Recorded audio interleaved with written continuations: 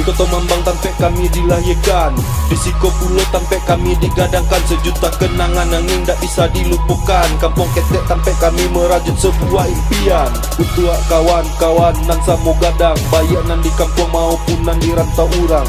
Dan sampai lupa je kampung awak surang. Jadikan kampung kau jadi kampung pemenang.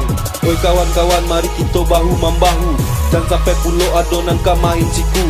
Kalau kita tetap bersatu, insya Allah kota Mambang kau pasti akan maju. Jalani silaturahmi dan komunikasi antara kita pemuda dan jo pemudi.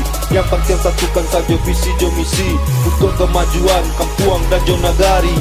Kota Mambang harus satu, kota Mambang pasti maju. Kota Mambang usah bimbang, kota Mambang pasti menang.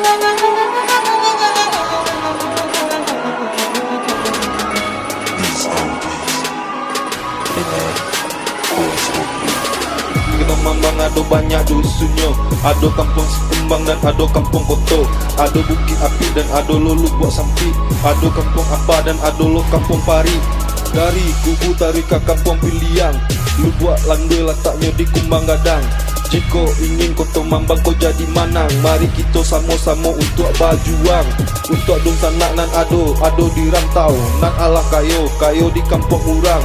Ranah bundo iko pasti akan maimbau sanak untuk pulang ke kota Mambang. Ibarat burung bangun tabang malayang Jawa balik ke Kubang Juwo.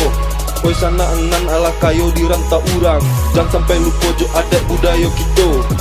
Kota Mambang harus satu, kota Mambang pasti maju. Kota Mambang usah bimbang, kota Mambang pasti menang.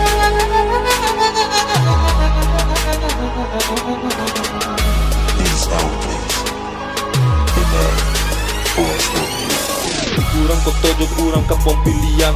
Dinyo samo pai mengaji jiko kawan-kawan tiba di kota Mambang. Jangan sampai lupa jo tetalue Om Peri.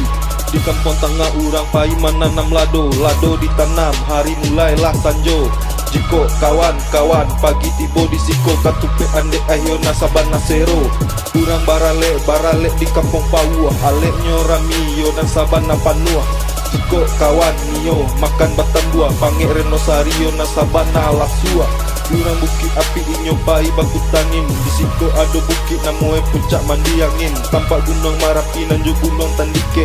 Maafkan kok kami kok adonan salah kece.